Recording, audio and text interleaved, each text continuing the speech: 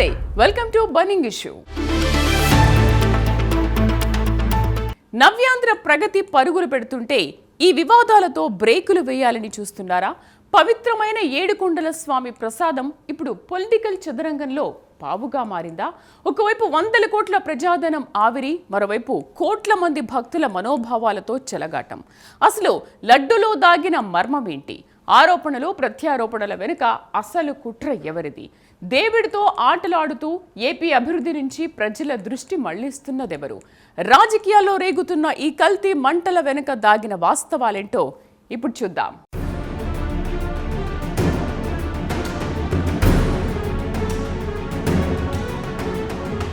ఆంధ్రప్రదేశ్ ప్రస్తుతం అభివృద్ధి పథంలో వేగంగా అడుగులు వేస్తోంది. ఈ తరుణంలో వివాదాలు వద్దు, అభివృద్ధే ప్రగతికి బాట అన్న నినాదం నవ్యాంధ్రకు అత్యంత కీలకం. అయితే ఆరోపణలు ప్రత్యారోపణల రాజకీయాల వల్ల ప్రజల దృష్టి అసలు లక్ష్యం నుంచి మళ్లుతోందన్న ఆందోళన వ్యక్తమవుతోంది. ప్రతీకార రాజకీయాలకు స్వస్తి పలికి కొనసాగుతున్న అభివృద్ధిపైనే మరింత దృష్టి సారించినప్పుడే సమాజం ముందడుగు వేస్తుందన్నది జగమెరిగిన సత్యం. కానీ ప్రస్తుత రాజకీయ పరిణామాలు భావోద్వేగాల చుట్టూ తిరుగుతూ ప్రగతి ఎజెండాను పక్కదారి పట్టించేలా ఉన్నాయన్న విశ్లేషణలు బలంగా వినిపిస్తున్నాయి.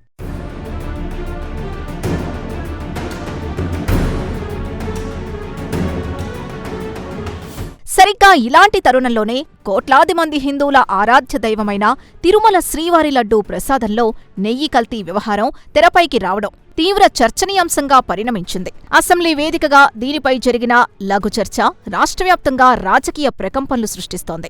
గత ప్రభుత్వ హయాంలో తయారైన సుమారు 20 కోట్ల లడ్డూల్లో 59 లక్షల లీటర్లకు పైగా కల్తీ నెయ్యిని వినియోగించారన్నది ప్రధాన ఆరోపణ. దీని పరిణామంగా సుమారు 231 కోట్ల రూపాయల విలువైన ప్రజాధనం దుర్వినియోగం అయిందన్న ముఖ్యమంత్రి ఆవేదన వ్యవస్థలో లోపాల్ని కళ్లకు కడుతోంది. పవిత్రమైన ప్రసాదం వ్యవహారం ఇలా రాజకీయ వేదికలకి రాష్ట్ర ప్రతిష్టను మసకబారుస్తూ ఉండడం బాధాకరమని విశ్లేషకులు భావిస్తున్నారు.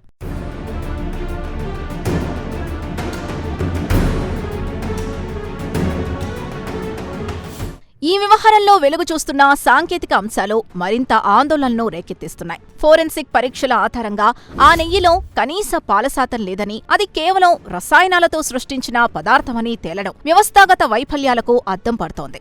నెయ్యి సరఫరాదారులు, కొందరు అధికారుల మధ్య ఏర్పడిన సిండికేట్ నాణ్యతా లోపాల్ని ఎత్తిచూపే ల్యాబ్ నివేదికల్ని ఉద్దేశపూర్వకంగా మరుగున పడేసిందన్న ఆరోపణలు విస్మయాన్ని కలిగిస్తున్నాయి. లాభాపేక్షతో భక్తుల విశ్వాసాల్ని మంటకలపడం మహాపాపమన్న ప్రభుత్వ వాదన దర్యాప్తు ఆవశ్యకతను సూచిస్తోంది. ఈ క్రమంలోనే సిట్ విచారణ ద్వారా దోషుల్ని కఠినంగా శిక్షిస్తామన్న ఉప ముఖ్యమంత్రి ప్రకటన ప్రభుత్వ చిత్తశుద్ధికి సంకేతాలిస్తోంది.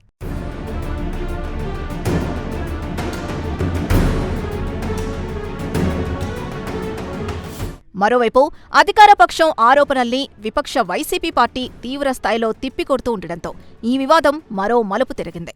మాజీ టీటీడీ చైర్మన్ల పరువు తీయడానికే మతపరమైన ముద్ర వేస్తూ ఈ కుట్రకు తెరలేపారన్నది వారి వాదన. లడ్డూలో జంతువుల కొవ్వు కలవలేదని దర్యాప్తులో తేలిపోవడంతో కేవలం డైవర్షన్ పాలిటిక్స్ కోసమే ఈ రచ్చ చేస్తున్నారని వారు విశ్లేషిస్తున్నారు. పైగా గతంలో తాము తక్కువ ధరకు నెయ్యి కొనుగోలు చేస్తే ప్రస్తుత ప్రభుత్వం అనుయాయుల సంస్థల నుంచి 700 రూపాయల భారీ ధరకు కొంటోందన్న విపక్షం ఆరోపణలు వాస్తవాలు ఏమిటన్నది సామాన్యుడికి అంతుచిక్కని ప్రశ్నగా మిగులుతోంది.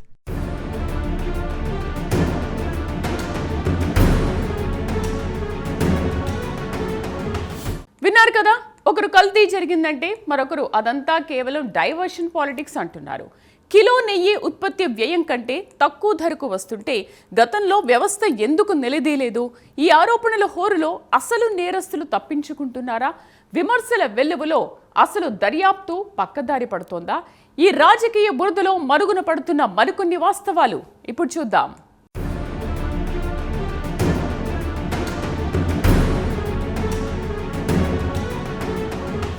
రాజకీయ పార్టీల మధ్య సాగుతున్న ఈ ఆధిపత్య పోరులో సామాన్యుడికి సంబంధించిన అసలైన సమస్యలు, రాష్ట్ర ప్రగతి అంశాలు పక్కదారి పడుతున్నాయన్నది నిర్వివాదాంశం. ఒక పక్క లడ్డూ వివాదం సభను కుదిపేస్తుంటే వేగంగా సాగాల్సిన ఉపాధి, అభివృద్ధి చర్చలకు ఆటంకం కలుగుతోంది. తక్షణమే ఈ దర్యాప్తును వేగవంతం చేసి పారదర్శకమైన నివేదికను ప్రజల ముందుంచాల్సిన బాధ్యతను పౌర సమాజం గుర్తు చేస్తోంది. రాజకీయ వ్యూహాల కన్నా వాస్తవాల్ని నిగ్గు తేల్చడమే ప్రాధాన్యతగా మారాలి. లేని పక్షంలో ఈ వివాదం రాష్ట్ర పరిపాలనా యంత్రాంగం దృష్టిని అభివృద్ధి నుంచి మళ్లించే ప్రమాదం కనిపిస్తోంది.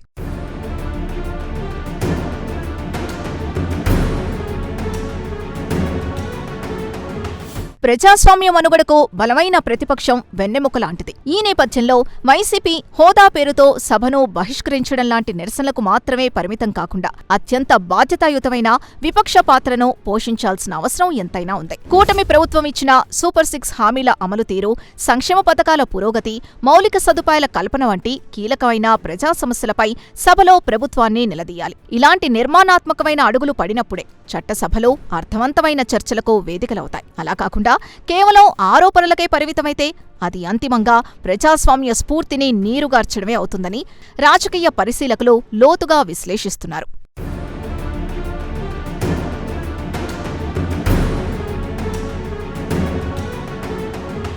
లడ్డూ కల్తీ అనేది కేవలం ఒక ఆహార పదార్థానికి సంబంధించిన వ్యవహారం కాదు. అది అశేష హిందూ సమాజపు విశ్వాసాలకు, తిరుమల పవిత్రతకు ముడిపడి ఉన్న అత్యంత సున్నితమైన అంశం. తప్పెక్కడ జరిగింది, బాధ్యులెవరు అన్నది నిష్పాక్షికంగా తేలాల్సిన తరుణంలో దీని చుట్టూ అల్లుకుంటున్న రాజకీయ చదరంగం భక్తులను తీవ్ర గందరగోళానికి గురిచేస్తోంది. మతపరమైన సెంటిమెంట్లను ఎల్లకాలం రాజకీయ ప్రయోజనాలకు వాడుకునే సంస్కృతికి ఇకనైనా స్వస్తి పలకాల్సిన అవసరం మెండుగా ఉంది. సెంటిమెంట్లతో చెలగాటానికి ఫుల్ స్టాప్ పెట్టి న్యాయస్థానాలు వెలువరించే తుది తీర్పుకు అందరూ కట్టుబడి ఉండాలన్నదే మెజారిటీ ప్రజల ఆకాంక్షగా స్పష్టంగా అర్థమవుతోంది.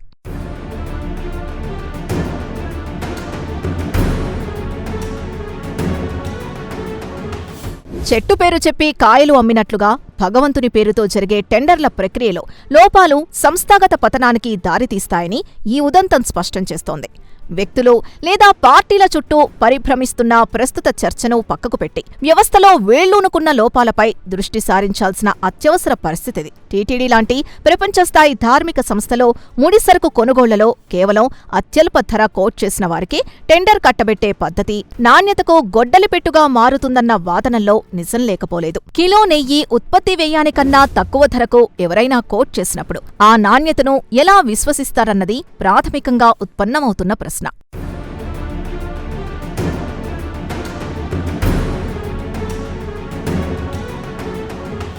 వ్యవస్థలో వేళ్లూనుకున్న అవినీతికి ఈ టెండర్ల ప్రక్రియే నిలువెత్తు అద్దం పడుతోంది. భగవంతుడి పేరుతో కొందరు జేబులు నింపుకున్నారన్న ఆరోపణలు తీవ్రంగా వినిపిస్తున్నాయి. మరి ఈ పాప ప్రక్షాళన ఎలా? కేవలం విమర్శలతోనే సరిపెడతారా, లేక ప్రక్షాళన దిశగా పటిష్టమైన అడుగులు పడతాయా? ఈ వివాదాలను పక్కన పెట్టి వ్యవస్థలను బలోపేతం చేస్తూనే ఏపీ ప్రగతి రథ చక్రాలను ఎలా ముందుకు తీసుకెళ్లారో ఇప్పుడు చూద్దాం.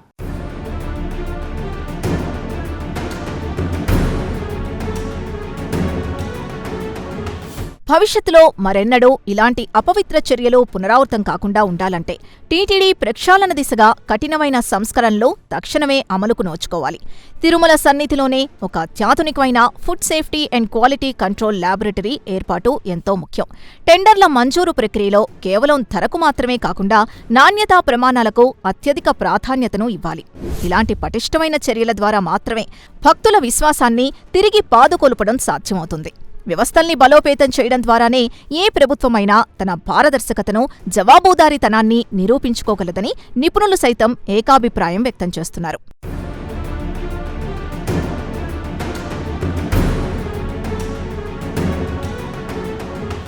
ఈ వ్యవహారం అంతిమంగా ప్రధాన రాజకీయ పార్టీల మధ్య ఆధిపత్య పోరుగా బురద చల్లుకునే కార్యక్రమంగా మిగిలిపోకూడదు. ప్రస్తుతం రాష్ట్ర ప్రభుత్వ ఆధ్వర్యంలో జరుగుతున్న సిట్ విచారణలో రాజకీయ ప్రేరేపితంగా ఉండే అవకాశం ఉందనే అపనమ్మకం ప్రజల్లో నాటుకుపోయింది. కాబట్టి ఈ సున్నితమైన వ్యవహారంలో వాస్తవాలు వెలుగు చూడాలంటే దర్యాప్తు ప్రక్రియ పూర్తిగా హైకోర్టు లేదా సుప్రీంకోర్టు కనుసన్నల్లోనే సాగాలని పౌర సమాజం కోరుకుంటోంది. ఎటువంటి రాజకీయ జోక్యానికి తావులేని స్వతంత్ర దర్యాప్తు ద్వారా మాత్రమే నివేదికల పట్ల భక్తులకు, సాధారణ ప్రజానీకానికి పూర్తిస్థాయి నమ్మకం కలుగుతుందని, వ్యవస్థపై గౌరవం ఇనుమడిస్తుందని విశ్లేషకులు స్పష్టం చేస్తున్నారు.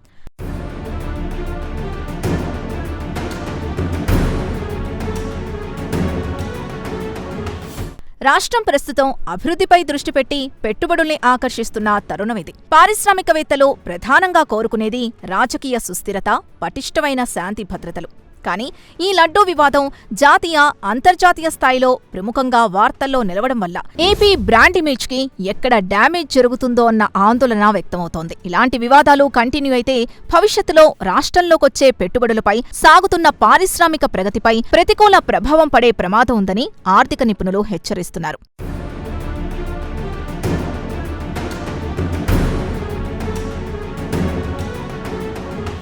అంతిమంగా రాజకీయ పార్టీలు తమ మైలేజ్ కోసం రాష్ట్రాన్ని డెవలప్మెంట్ ట్రాక్ నుంచి డీవియేట్ చేస్తే నష్టపోయేది రాష్ట్ర యువతే.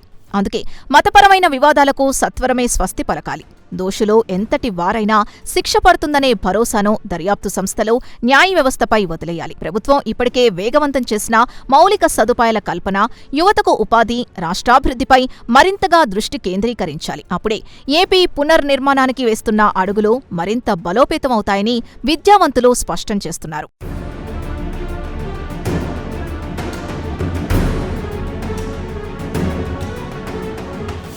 నాయకులు మారొచ్చు, ప్రభుత్వాలు మారొచ్చు, కానీ దేవుడి పవిత్రతకు మచ్చ రాకూడదు. రాష్ట్ర ప్రగతి ఎప్పటికీ ఆగిపోకూడదు. ఏపీకి పెట్టుబడులు వస్తున్న తరుణంలో ఇలాంటి ప్రతీకార రాజకీయాలు, వివాదాలతో కాలయాపన చేయడం రాష్ట్ర భవిష్యత్తుకే చేటు. దేవుడి ప్రసాదాన్ని రాజకీయాలకు దూరంగా ఉంచుదాం. దర్యాప్తు సంస్థలు, న్యాయస్థానాల తుది తీర్పు కోసం వేచి చూద్దాం. ఏపీకి ఇప్పుడు కావాల్సింది వివాదాలు కాదు, వేగవంతమైన ప్రగతి, యువతకు ఉపాధి. ఈ సత్యాన్ని రాజకీయ పక్షాలు ఎంత త్వరగా గ్రహిస్తే రాష్ట్రానికి అంత మేలు.